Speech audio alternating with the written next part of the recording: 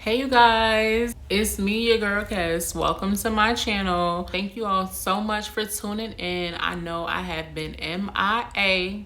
Also, you guys, I see this big pimple shining, so y'all please don't do me. It's here, it's getting on my nerves. I see it, y'all. That's why I'm trying to hold my face from this angle, because this pimple is not about to take over my life, because it's disrespectful, but it's not about to stop me from recording. I also just want to say thank you to the subscribers that were subscribing all while I had not been posting, because you guys, that really energized me to come back on here to continue posting. So thank you guys so much, and thank you to the subscribers that had been subscribed before that. I just appreciate it. That all keeps me going. But the reason why I really wanted to come on here today, you guys, was to talk a little bit about the depression I had been going through, because I be reading comments on Instagram and I be seeing there's other people out there who are really struggling with depression, and it's more common than, we would like to think. And I think just because we're becoming a society that feels more compelled to check in about mental health, mental wellness, like we're being more conscious of these things, that people are starting to be more vocal about their mental health. I wanted to check in about it because I know, you guys, when I was going through my period of depression, which lasted for years, I'm just now coming out of it. Although I felt like there were resources out there for me to learn, y'all, I could not find the specific things that I needed to help me to elevate from this place. And I want to share some of the things that helped me with y'all, because maybe some of what helped me could be helpful to you. And it's not so much that I discovered this new information as just like, ooh, it ain't that. I just think that sometimes it's not the information itself, but how it's actually being shared that can energize some people as opposed to others. Like, for an example, let's say if I was someone who just didn't feel like getting up and washing the dishes. Friend A might tell me, girl, it's time to get up and get busy. Go wash some dishes. Now that might be helpful to someone else, but for someone like me, I might see that as, girl, you think I don't know I need to wash these dishes? Like, duh, is that I don't feel like doing it. So while friend A might just be like, girl, go get up, wash some dishes. What you doing? That might not be motivating until you hear friend B that comes by and they're like, life is too short. You need to make the most out of every time in the day, because your days are numbered. And that could leave you like, let me go get up and wash some dishes, because yeah. It's like, it can be the same message, but hearing it packaged differently can make all the difference for some people. And I know for me, sometimes I really need to hear things a very specific way for it to resonate for me. So I just want to come on here and share some of the things that resonated with me to help me when it came to depression. Because you guys, I'm 29 and I have been depressed since I was 26, and I'm just now coming out of it. Hopefully, if there's someone out there that sees this and they're feeling how I felt, like just not feeling motivated or energized by any of the things that I was coming across, because y'all, I am like a research guru when it comes to wellness. Don't let me get any little symptoms or something, because your girl is WebMD all day. Like, and I just couldn't find what I needed to help me. So maybe this will help someone else. So starting off, the arc to me even finding things to help me was getting back in touch with God. Now, I know y'all probably tired of hearing stuff like that. Hearing like the spiritual journey and how that helps people. Y'all, the reason why I'm sitting here and I'm reiterating this today is because it is true. Getting in touch with your creator makes all the difference, because it's like, when you're depressed, it almost feels like nothing matters. And even the things that do matter, you feel like you don't really have the energy sometimes to go and do that thing or to go to accomplish anything. Even to just get up and to take a shower and brush your teeth can feel like the hardest task in the world, and it can seem so meaningless. Getting in touch with your creator, the person who gave you life, who found you purposeful enough to create, is like realigning back with your true essence. We don't put ourselves here on this earth. So when you get in touch with the one who created you, it starts to help you to realize the value in your life. Because again, you didn't create yourself. So sometimes it's hard to know what your value is. So really getting in touch with God is what helped me to understand my value. And I won't say that I never understood my value in life, but sometimes when you go through things in life, you can forget. You can forget your worth. You can forget what you bring to the table. So not only does depression sometimes stop you from knowing your value, but just how precious your life is, it also can stop you from recognizing all of the things that, you've grown into, all of your new accomplishments that also add value to not just to your life, but really to everyone else around you. So getting in touch with God really helps with that. And I want to talk about that for a second, because when I talk about God and getting in touch with him, I'm not talking about it in a trivial aspect. I think sometimes when it comes to God and spirituality, like, it's trivialized a lot. So for an example, like, some people might see you going through something and they'll say, "Oh girl, I'm praying for you." And sometimes that really just be the prayer. The prayer be them telling you that they praying for you. And that's not what it's supposed to be. It's supposed to be you actually praying for this person. Or sometimes, like, people will sum God up into just like an entity that you reference but don't really have a relationship with. So for an example, people could see you going through something, they'll say, "Girl, why don't you just talk to God about it? He'll let you know." Then when you come back and be like, "Oh girl, I talked to God like you said, and he told me to do X, Y, and Z," they be looking at you like, Huh? He told you to do what? They don't even believe you talked to that, like you heard back from him. You know what I mean? So it's like, God is so trivialized. I think that because of that, like, people don't really know that there's power in going into his presence. There's power in talking to him. And when I say, like, I got, back into a relationship with God, I say that meaning I actually started praying with an expectation that I can hear him, that he will respond. I started praying with expectation that he is listening. Sometimes it's hard to do that when we don't see God as someone who is really there. So that's the first thing that helped me. And you guys, I tell you, things really just started changing for me. It's like the more I had those expectations, the more my heart opened to him and I could hear him and see him, because it's kind of hard to see what you don't think is really there. So it wasn't until I opened my heart to him that I was actually able to receive him. All it is changing your expectations in that relationship. It turns on a light for you. So that's the first thing, realigning myself with God to hear him and going into relationship with him. So from there, after I started being able to hear from God, I started realizing some things about myself, because when you start talking to God, your creator, he will start helping you to make sense of, some of the things that you're going through and some of the things that you need to change. And he doesn't do it all at once. So he's not going to sit you down and be like, "Baby girl, this is what's happening and you need to do this." No, it'll come in a still small voice where you might have an experience and you might go to react the way you normally react. Like when, you at McDonald's and they get your order wrong and then they get mad at you because you told them that they got the order wrong. And the first inclination for you might be to no, get them told. But then you hear God's still small voice and he's like, "Baby girl, think about this for a second. Are you really going to get upset because these people who are only taking 15 minutes of your day, you going to waste the whole rest of the day being upset at them, getting riled up because they put pickles on your burger when you said no pickles?" And like, it would come like that. God was starting to show me things about myself that I needed to change. And he was starting to show me different ways and perspectives of looking at things. It wasn't like God was reprimanding me and saying, "No, you're like this and you don't need to be like that." No, what I was getting from him was that still small voice. And it was coming to me in small revelations like that. All right, you guys. So the second thing that helped me was applying the concept of starting from where you are. Y'all, let me tell you something. One day I did this like personality testing quiz at work, and one of the things that came up in my test was that I'm a very idealistic person. In the test, for your results, they would give you like the pros and cons to your type of personality.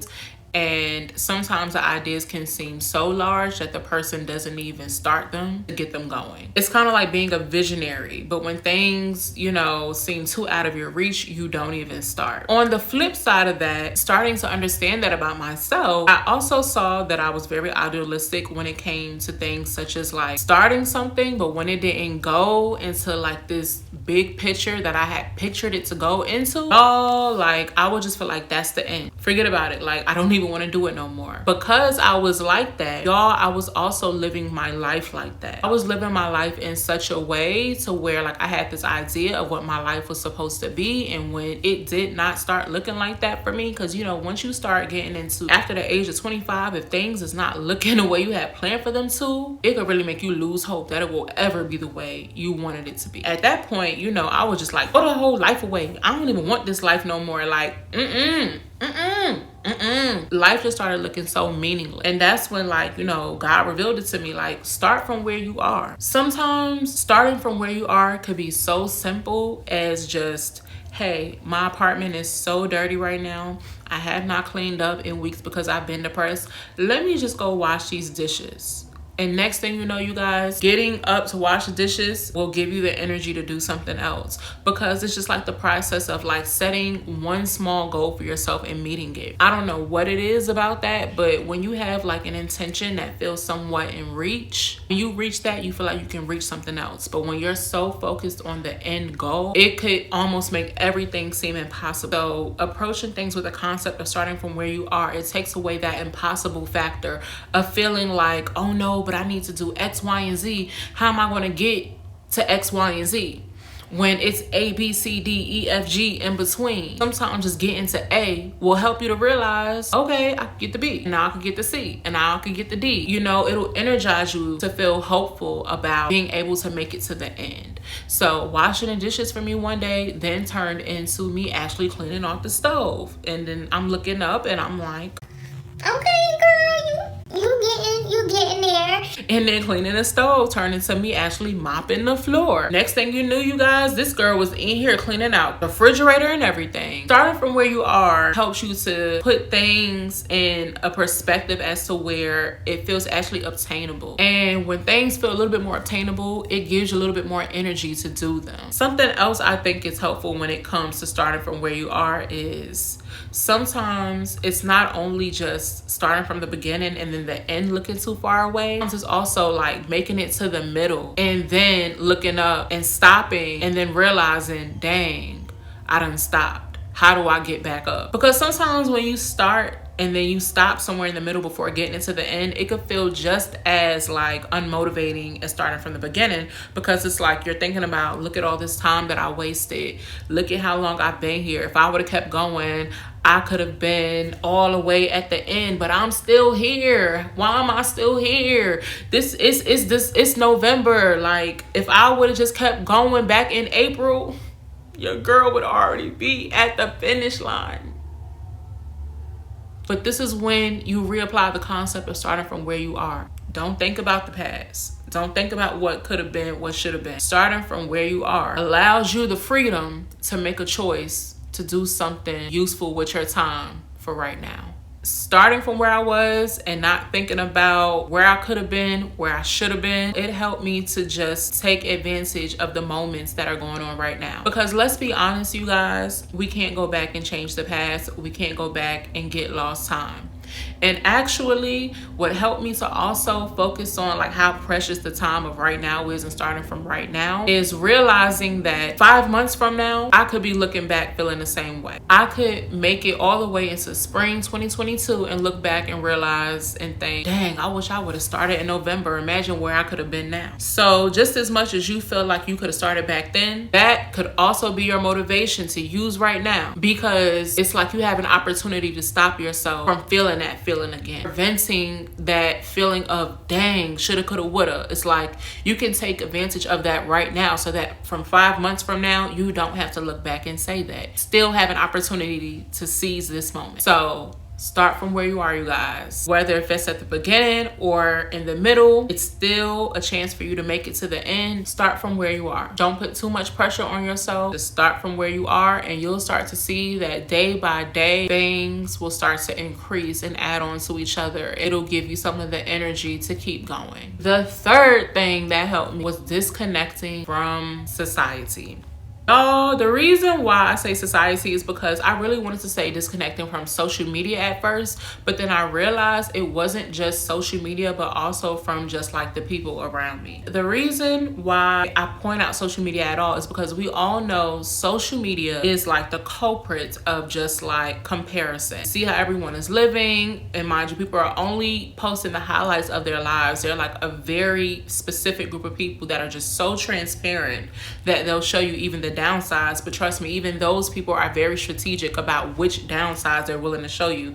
It's like sometimes people want to show you just enough of the downside to let you know that we're relatable, but not enough to let you truly in to judge them in the way that would hurt them. Like, some people don't care if you know all the people that they slept with. It's okay for you to judge them in that way because they don't really care what you think when it comes to that. But trust me, everyone has something that is like vulnerable, something vulnerable in them that if people knew and people had access to that information to use it how they wanted, it would impact them. Also, I like to say people are very strategic about what they put on Instagram, social media, all platforms in general. You know, because of that, we're taking this information that's so sculpted into, you know, how they want us to perceive it, and we're using that sculpted information and preparing it to our real, raw, everyday lives. It could really feel like horrible. It could really feel like, what am I doing with myself? When you see someone is living the life that you want or the life that you think you should have,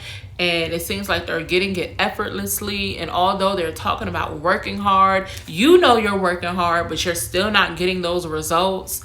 Y'all, comparison is the thief of joy. When you're comparing yourself with other people on social media, not only does it just not feel good to feel like, you know, you're not getting anywhere in life, or you're not living the life that you think you should be living, but it also creates so much anxiety, stopping you from actually taking the steps to live that life. Because when you feel like you're supposed to be living something and you don't have it, then it's like sometimes that anxiety comes to give you that factor of, okay, you need to get it. You need to get this life. But it can make you so anxious, it could put you at a stall to not even move. Like, you ever like been taking a class and you done missed so much homework in the class that now when it's time for you to go back to class and you want to go back to class, you want to finish the class, but because you done missed so much homework, you have so much anxiety that is stopping you from doing the work that you really want to do because you really want to complete the class. Like, that's what social media can do to people. Like, it can really put them in a place where they're constantly judging themselves and are being so harsh on themselves because they're judging themselves to people's sculpted lives that they put on social media, and then give them too much anxiety to the point where they can't even find the mental clarity or energy to even take advantage of life right now at the moment, because they feel like their life should be something else and it ain't that, and they're just too anxious about having that to even stop and take a breath to obtain what it is they feel like they were put on this earth for. So disconnecting from social media helped me a lot because it helped me to stop looking at these celebrities buying these houses that I want, because you all know I really want me a little vacation house in New Orleans. I've been praying for it, so I know I'm gonna get it one day.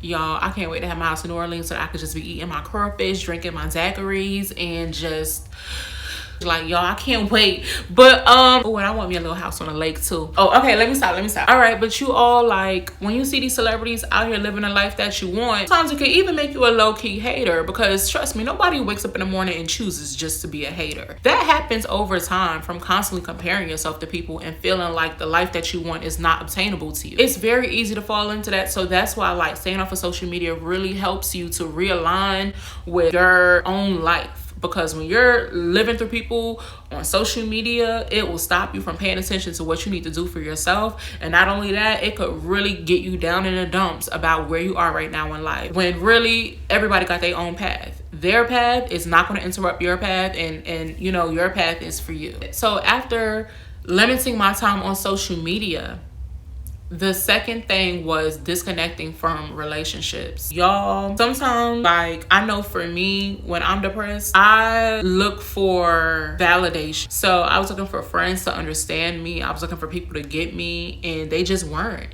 They weren't understanding me. They weren't understanding why things are bothering me. They weren't understanding why I couldn't just get up and keep going. Like, they just weren't understanding that.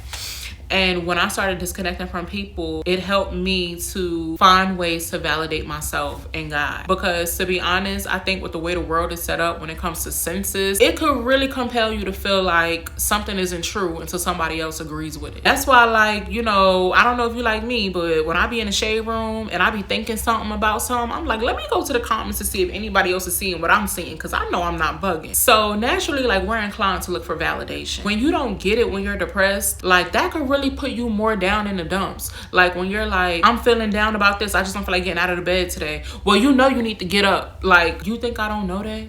Like, when you don't have that person that just gets you and where you're coming from and like how you feel and why you feel the way you feel, it can make it even worse, because it can make that process of being depressed feel very like you're doing something wrong. We're not making ourselves depressed. A lot of times we're victims of depression. So when people don't get you, it can feel even worse. Like, it can make you judge yourself about being depressed. So helping to back off from people helped me to stop looking for validation from others in what I was going through. Secondly, it also helped me to stop looking for answers in people. I think people get depressed for very different reasons, but I think the biggest thing in it is that, like, it just feels like, how do you find the way out? You know, you could try to look for the way out through people, and it can get very frustrating if people give you this very trivial oh girl, just get up and do this response, when if it was that easy, I would have got up and did it. Some people speak to the immediate on the surface problem, and they don't really know how to talk to what it is that you're going through on the inside that's causing the surface problem. And I mean, that's expected. People are not therapists, and a lot of people are, you know, some people are just not self-aware enough. They haven't been in tune with themselves enough to know how to feed somebody and to pour into them in that way. So when I started like distancing myself from people, I started learning how to do that for myself through God. I mean, y'all, he was giving me all types of resources to help myself. It was this book that I started reading called Dialectical Behavioral Therapy that helped me to work on like some of my thoughts and the way that I approach situations. Just learning how to take a breath, realizing I don't have to respond to everything so quickly. Oftentimes, when we are dealing with people and looking for validation from people or looking for answers from people, it can really slow down that process of getting through that tunnel of depression. Because it's like sometimes people just don't have it to give. They don't. And it's not that it's wrong to look for those things externally. I think that when you don't get them, it can do more harm if you were looking for it and didn't get it, as opposed to just not have it. Because when you look for it and don't get that validation and don't get someone pouring into you like that, it could really feel like, dang, I'm never going to get it, or when am I going to make it through this tunnel? It could just feel very stifling. So I know I said a lot, but you guys, to just sum that up, disconnecting from social media helped me to stop dealing with comparison and helped me to get over that anxiety that I felt about moving forward in life. And then disconnecting myself from relationships helped me to stop looking for validation from people in terms about what I was going through and, you know, how to get through it, because it was making me very frustrated when people didn't give me good, thoughtful answers and when people didn't understand. Oftentimes we be looking for people to show us how to get through the tunnel, to see the light at the end. But when you start looking within yourself and letting God guide you, you will see that light is not at the end. You have to be the light in the tunnel. So you guys, you know, finding mental health care can be a challenge in today's times with COVID. And it already was a challenge before, because finding a good therapist is just not as easy as people make it seem. People just throw around, oh, go to therapy. But going to therapy is like, you can make the choice to go and still not have the opportunity to go. And it leaves a lot of us in a place where we have to find these resources on our own. So I hope that what was shared here helps someone else. You guys, I'm still coming out of my depression. Listen, I had a whole bunch of dead plants. Cause y'all, my plants all died. I done got me some new plants. Look at that, y'all. New plants. A girl is trying to come back, and not necessarily come back to where I was, but come back to life, to live from where I am right now. And you guys, I was in depression, like I said, for years. So I know that if I'm coming out of it, I know that you can too. It feels hard. It feels like no one understands sometimes. It feels like you've wasted so much of your life. It can feel like impossible to get over this hump, but I just want to let you know that it is possible. Part of doing it is just realigning with your creator who made you. Get in alignment with God. Talk to him. Expect answers from him. And talk to him knowing that he really hears you. Disconnect yourself from social media, comparing yourself to people, and disconnect yourself from some of your relationships so that you can hear yourself, receive answers from God without them being skewed based on what people say. And so you don't have to deal with the frustrations of trying to get people to understand you. And then also start from where you are, you guys. Do not put too much pressure on yourself to make it all the way to the end. Start from where you are and just keep going. The next thing you know, you'll look up and you'll be at the end. And also don't beat up on yourself about having taken a break. If you ever had to take a break in anything that you were working on, start from where you are. If you got to start from the middle, keep going. You can take advantage of right now. I hope you all enjoyed this video. If you are someone who, found this video useful, please drop a comment down below. Let me know if you have any other pointers for people who are working through depression. Please leave it in the comments for other people. Guys, one thing I have realized is that we live a life that's filled with different days for a reason. Each day God gives us new grace. So it's important that we give that grace to ourselves. If we were meant to live in the past and to hold on to things that we coulda, shoulda, woulda did, things that keep us back, we would not live another day. We would literally just die and stop living at the point of those failed projects, at the point of that trauma, at the point of those failed relationships. We would die. If that stuff was the end of us, we would die when those things happen. But the fact that you're still living here, God has allowed you to see a new day with new grace, means that there's so much more life out there for you to live that does have purpose. Because trust me, God is a God of purpose. He is not going to just have you floating around in this life aimlessly. If you're still here, trust me, better is still to come. All right, you guys, thank you so much for tuning in, and until next time.